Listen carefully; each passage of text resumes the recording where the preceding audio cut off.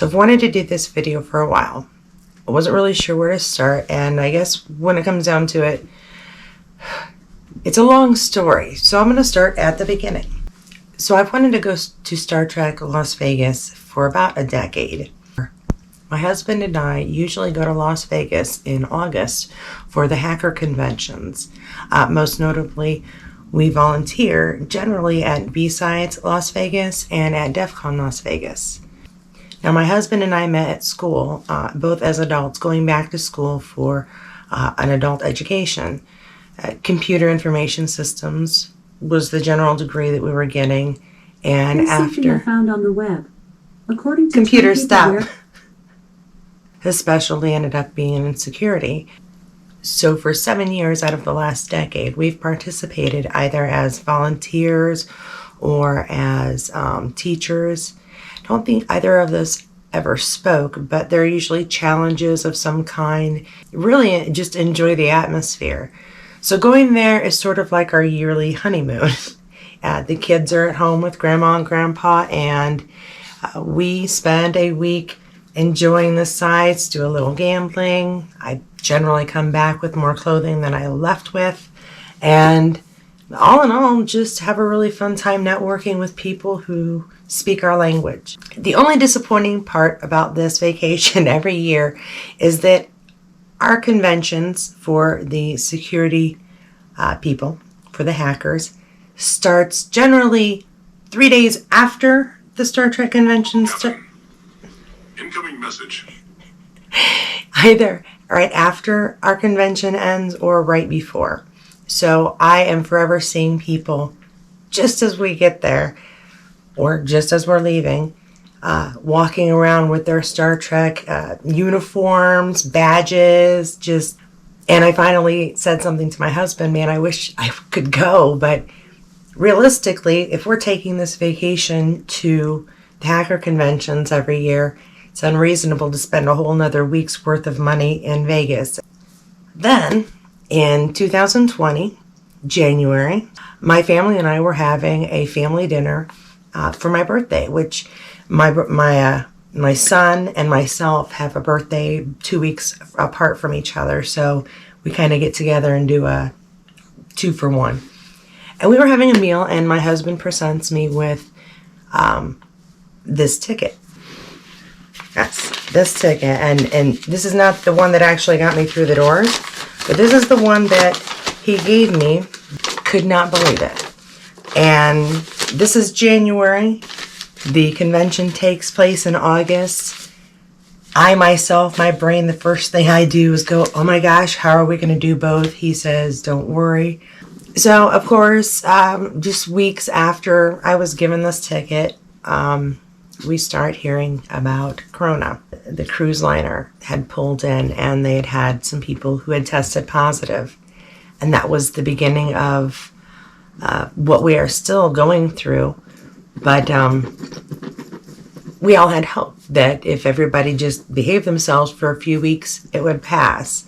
That following summer, like most people, we tried to plan activities outdoors where we could do things together. Went camping, drive to the state park, and ride bikes, fly kites, do what we could out in the open without having to worry about getting near people because we didn't know what was happening. The convention had been not canceled, but was going to be rescheduled. It was rescheduled for that December of 2020. By then, everything would be fine. Of course, it wasn't. And more like any other social gathering, it was again rescheduled for the following August of 2021. Now, by the time this comes around, in the back of my mind, I'm planning, but also not planning. Hopeful and trying to make the best of a situation that, if all things go well, will put me on an airplane on my way to Vegas only a year after the ticket was good for. This isn't really a problem because, again, of the situation. Making reservations for both the flight and hotel not only was easy, but it really was less of a headache of, oh my gosh, what will happen if we can't go? The refund policies as far as I could tell, were so good that people were canceling their hotel reservations and remaking them because they would have saved $10 per day at the new cost. And the hotels seem to be all right with that for the most part. I didn't have to do this. I got very lucky. I got lucky on the hotel, not so lucky on the flights. About, I would say, April, May, I decided I'm going to have to start looking around and looking at the hotel prices. And when I locked in my price, I was able to pay, I believe, probably $10 to $20 less than most people, what the prices I heard they were paying. I don't know if that's exactly correct, but I think I did fairly well. Well enough that I didn't feel guilty about going on a vacation by myself, which by this time is what this had turned into. So by the time I locked in my price for my hotel, I was feeling good. My flights were a little trickier. My flight back, unfortunately, was a different story. I was going to end up with 2 layovers, and not only were there 2 layovers, but they were long layovers, and I don't remember exactly, but 8 to 10 hours, somewhere in there. I had a lot of time to kill between flights. I probably would have saved myself about $100 if I'd made the reservation 2 or 3 months beforehand. I almost had my very own Karen moment on the way there. My first flight was on not quite a puddle jumper, but the measurements of what was allowable as a carry-on on the website for the flight I took was not the same as what was acceptable on my first flight. For my second flight, same carrier, it was fine, but the capacity for carry-ons was small enough that they had to put my bag underneath the airplane, and I was able to pick it up as I was leaving the airplane. The problem with this is that my layover between the first flight and the second flight was 54 minutes. The first flight had already been about 10-15 minutes late. Wasn't sure which direction I was going from where I was disembarking.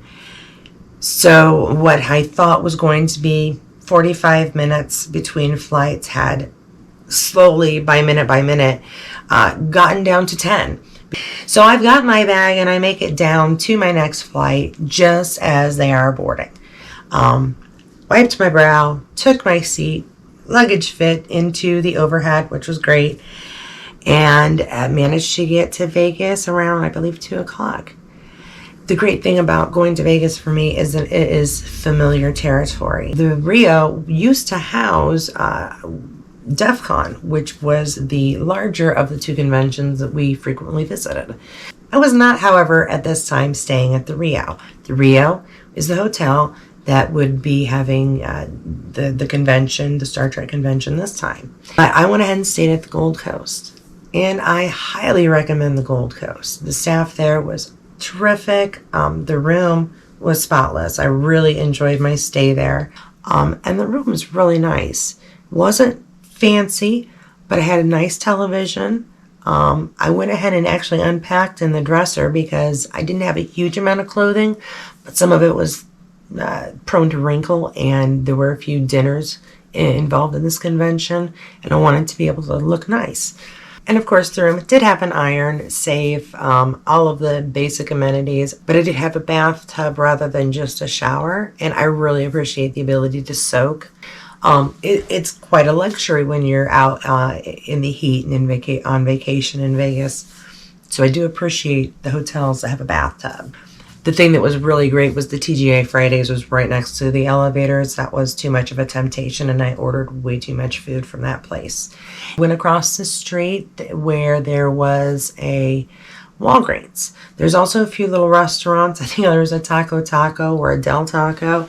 And Denny's was across from there. Of course, going to Las Vegas, I wanted to be able to take lots of pictures. And having myself a little video camera, I thought to myself, hey, I will bring that.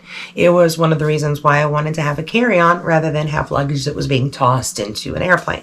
One of the things that I did when I was packing was attempt to get every single piece of equipment that I would need into this. Really wasn't sure what I'd need, so I brought the basics. The only thing I did forget to do was include one of these. Now, if anybody has ever used a tripod or video camera that needs to be attached to the equipment for use, you will know how important this is. I had zero way to put my camera up or bring it with me with any kind of reasonable use. So it stayed in my room. So the video camera was not going to be used. I had really hoped to record pretty much my entire trip. But instead, I decided if I can't record it, I would make sure I could experience it as much as possible. Which in the end is probably what my husband had hoped I would do anyway. So after I unpacked, I went down to go meet someone I had spoken to online a few times. When you go to a convention, you hope that most of the people that are around you are going to be like-minded enough that it'll be an enjoyable time. And that's exactly what happened that first evening. We both had different interests, so we basically went our separate ways throughout the convention. But it was really nice to kind of touch base and kind of settle in with a fellow fan. After that evening, I again went back to my room and prepared for what was going to be one heck of a convention. Now, as a convention goer, I was lucky enough that I was able to get in early. My husband had gotten me the gold pass, so in line I went, but it was a quick line. As we stood in line, we were to hold up any proof of vaccination. I was lucky enough to have had access to it when it came out here. So I pulled mine out and got a wristband put on that I was to keep on for the duration that would let the convention and security know that I was cleared. There were also wristbands for those who had been tested. It was a different color, but they were also allowed general freedom. The only difference was at some point they were expected to go get retested. This, of course, is where my adventure begins. Again, my ticket, the one I had, was the original ticket. When the convention was moved forward, moved back, rescheduled, new tickets were issued. And I knew this in the back of my mind. However, I never printed the new tickets. So when I got to the front of line, I showed her my ticket, which of course looks very official. But it was for the original one. It took a little time, but the customer service, the volunteers that were assisting were very patient, and they were able to find the new ticket, the newly issued ticket, and I got my badge, which allowed me access to the convention itself. And of course, here's my wristband to show that I was at the time vaccinated. I think I was worried that that was going to be a big issue. It really wasn't.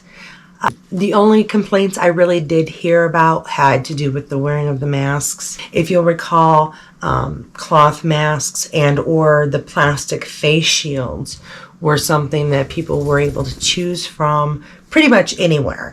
The problem was that at some point, I believe a complaint had been made. Creation, entertainment, or security, or whomever makes these decisions decided that they would have to go with cloth masks only and not just the face shields. People's costumes had been designed around the requirements. And when they changed the requirements, I think it disrupted some of the people's cosplay. And of course, that disrupts your experience, or at least the experience you plan to have. I had my regular masks, which my mother had made, and was giving quite a few of them away. Basic cloth mask, Star Trek theme, and they worked really nicely with the metal nose piece. One of the few places that I really feel comfortable is at the security conventions that we go to, and I found that same level of comfort throughout the Star Trek convention. So thank you to everyone I met for making me feel welcome.